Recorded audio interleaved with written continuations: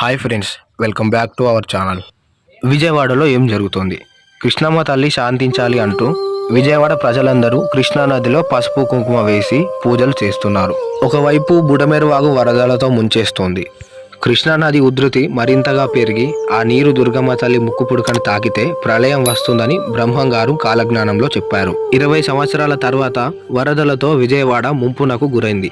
ఈ వరదల కారణంగా చాలా మంది నష్టపోయారు. అలానే మరణాలు కూడా సంభవించాయి. దుర్గమ్మ తల్లి ముక్కు పుడకకి కృష్ణానదికి ఉన్న సంబంధం ఏంటి? వరద నీరు దుర్గమ్మ ముక్కు పుడకను తాకితే ఏమవుతుంది? బుడమేరు వాగు నీరు ఇళ్లలోకి ఎందుకు వచ్చాయి? దానికి అసలు కారణం ఏమిటి? వరదల్లో చిక్కుకొని పోయిన వారికి, వరద బాధితులకి చంద్రబాబు నాయుడు గారు నష్టపరిహారంగా ఏమని ప్రకటించారు? ఇలాంటి ఎన్నో విషయాల గురించి ఈ వీడియోలో చెప్తాను. వీడియో చాలా ఇంట్రెస్టింగ్గా ఉండబోతుంది కాబట్టి లాస్ట్ వరకు చూడండి. మొట్టమొదటిసారి దుర్గమ్మ తల్లి విజయవాడలో వెలిసినప్పుడు అమ్మవారు వెలిసిన ప్రాంతం మొత్తం ఒక పెద్ద కొండలా ఉండేది. ఒకరోజు బ్రహ్మదేవుడు సహ్యాద్రి పర్వతం మీద కూర్చొని శివుడికి విష్ణువుకి తపస్సు చేస్తూ ఉంటాడు. అప్పుడు శివుడు ఉసిరి చెట్టు కింద, అలానే విష్ణువు రావి చెట్టు కింద బ్రహ్మదేవుడికి దర్శనమిస్తారు. అలా కొన్ని సంవత్సరాల తర్వాత ఆ రెండు చెట్లు నదులుగా మారి ఒక చెట్టు కృష్ణా నదిగా, మరొక చెట్టు వేణి నదిగా ప్రవహిస్తూ ఉంటాయి. ఆ విధంగా ఆ రెండు నదులు ప్రవహిస్తూ వెళ్ళి సతారా అనే ప్రదేశంలో ఒక్కటిగా కలిసి కృష్ణవేణి నదిగా మారుతుంది. ఆ విధంగా కృష్ణవేణి నది ప్రవహిస్తూ వెళ్తుంటే ఆ నది ప్రవాహానికి దుర్గమ్మ తల్లి వెలిసిన కొండ అడ్డుగా వస్తుంది. అప్పుడు కృష్ణవేణి నది చాలా వేగంతో వచ్చి ఆ కొండను ఢీకొంటుంది.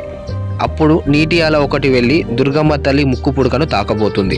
అప్పుడు దుర్గమ్మ తల్లి మాట్లాడుతూ కలియుగాంతం సమయంలో వచ్చి ముక్కు పుడకను తాకు అని అంటుంది. నేను దారి ఇస్తాను, ప్రస్తుతానికి నా కొండకి రంధ్రం చేసుకొని నువ్వు ప్రవహించు అని చెప్పి ముక్కు పుడకని అరువుగా తీసుకుంటుంది. అలా బెజ్జం ద్వారా నది వెళ్ళింది కాబట్టి బెజ్జంవాడ అనేవారు. కాలాంతరం బెజవాడగా మారింది. కలియుగాంతానికి చాలా సమయం ఉంది. పురాణ మూలాల ప్రకారం కృష్ణుడి మరణం ద్వాపర యుగ ముగింపు మరియు కలియుగ ప్రారంభ సమయం. ఇది 17/18 ఫిబ్రవరి 3102 BCE నాటిది. కలియుగం 4,32,000 సంవత్సరాలు. ఇందులో 1200 దివ్య సంవత్సరాలు. కలియుగం 5,125 సంవత్సరాల క్రితం ప్రారంభమైంది. 2024 నాటికి 4,26,875 సంవత్సరాలు మిగిలి ఉన్నాయి. కలియుగం 4,28,899లో ముగుస్తుంది. కాబట్టి అప్పుడే ప్రళయం వచ్చి యుగాంతం జరగదు. సో ఇప్పుడు మీకు యుగాంతం గురించి క్లారిటీ వచ్చిందని అనుకుంటున్నా. బుడమేరు వాగు గురించి చెప్పే ముందు ఈ వీడియో మీకు నచ్చినట్లయితే లైక్ చేయండి, షేర్ చేయండి, అలాగే సబ్స్క్రైబ్ చేసుకోండి. బుడమేరు వాగు వరదలకు అసలు కారణం ఏంటో తెలుసుకుందాం. ఇక్కడ మ్యాప్లో చూడండి. ఇక్కడ ఎల్లో కలర్లో ఉన్న లైన్ బుడమేరు వాగు, ఇక్కడ ఉన్నది కృష్ణా నది. ఈ blue colour line Polavaram right main canal. 2005లో ఫ్లడ్స్ వచ్చినప్పుడు ఏపీ గవర్నమెంట్ ఈ బుడమేరు వాగుని కోర్ సిటీలోకి ఎంటర్ అవ్వకుండా డైవర్ట్ చేయాలని నిర్ణయం తీసుకుంది. ఇలా వస్తున్న బుడమేరు వాగు దారిని మళ్లించడానికి ఈ ప్రదేశంలో 11 గేట్లతో ఒక బ్యారేజ్ని నిర్మించారు.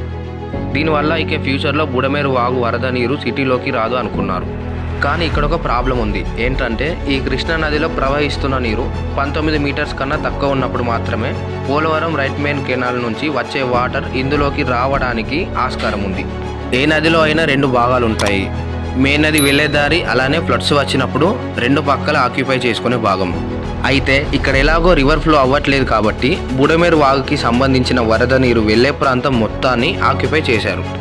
ఇక్కడ చూడండి, ప్రస్తుతం బుడమేరు వాగు ఇలా ఉంటుంది. ఇలా ఇల్లు అవన్నీ వాగు పక్కనే ఆనుకొని ఉంటాయి.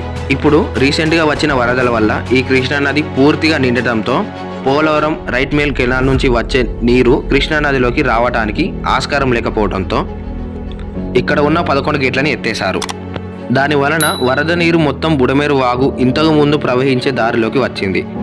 కానీ ఈ ఏరియాలో బుడమేరు వాగు ప్రవహించే దారి అంతా ఆక్యుపై అయి ఉండటంతో ఇక్కడ వరద నష్టం అనేది చాలా ఎక్కువగా ఉంది. ఇవి బుడమేరు వాగుకు సంబంధించిన వివరాలు. విజయవాడ ప్రజలు కాస్త జాగ్రత్తగా ఉండండి. ఈ వీడియో చూసేవాళ్ళు మీది ఏ ఊరు, మీ దగ్గర వరదలు ఎలా ఉన్నాయనేది కామెంట్ సెక్షన్లో కామెంట్ చేయండి. 20 సంవత్సరాల్లో ఎప్పుడు లేని విధంగా పడిన వర్షాల వల్ల వచ్చిన వరదలతో విజయవాడలో దాదాపు 5 లక్షల కన్నా ఎక్కువ మంది నష్టపోయారు.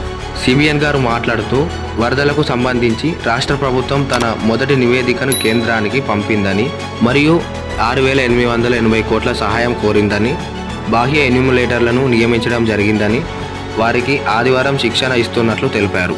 వరద బాధిత ప్రాంతాల్లో 2 లక్షల ఇళ్లలో 1.4 లక్షల సింగిల్ ఫ్లోర్లు ఇల్లేనని, వరదల కారణంగా అపార నష్టం వాటిల్లిందని సీఎం తెలిపారు. ఇల్లు, దుకాణాలు ఇతరత్ర నష్టాన్ని అంచనా వేస్తామని సిబిఎన్ తెలిపారు. ఆదివారం ఉదయం వరదల కారణంగా మరణించిన వారి సంఖ్య 45కి పెరిగిందని అధికారిక పత్రిక ప్రకటన చేసింది. విజయవాడలో శనివారం రాత్రి నుంచి ఎడతెరిపి లేకుండా వర్షాలు కురుస్తున్నాయి. 100 మీటర్ల మేర బుడమేర వాగు తెగిపోయినా దాని ద్వారా నీరు వచ్చి విజయవాడ వైపు ప్రవహిస్తోంది.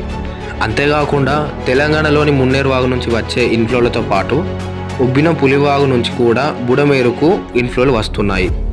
ఆదివారం 3 లక్షల ఆహార ప్యాకెట్లు, పాలు, బిస్కెట్లు వరద బాధితులకి పంచారు.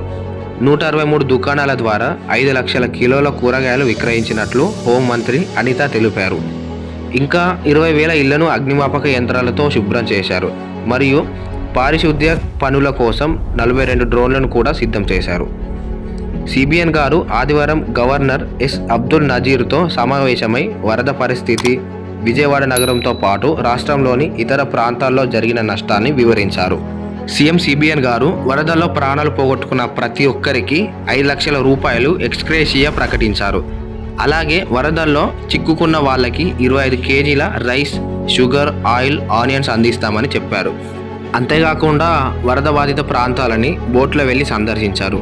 ఫంక్షన్ హాల్స్ని, స్కూల్స్ని రిలీఫ్ క్యాంప్స్గా వాడాలని అఫీషియల్స్కి సూచనలు కూడా ఇచ్చారు.